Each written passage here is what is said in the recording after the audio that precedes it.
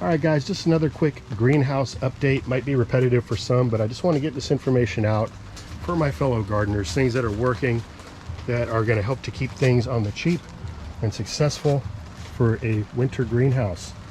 So I want to talk about the shelving here, which I mentioned before, using pallets and some simple cinder blocks, $2 a piece, free pallets. You can easily put together some benches, some shelving in your greenhouse. So what I did over here to better utilize the space is I did a double decker.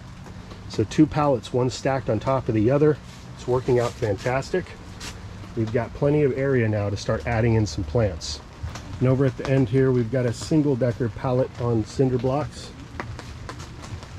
So that's it, my friends. Just a quick update once again. Wanted to share with you the double decker pallet shelving for the greenhouse. You can do this cheap, if not free, and get growing on a very low budget and start producing copious amounts of food, medicines at home for you and your family, saving yourself money and improving your health.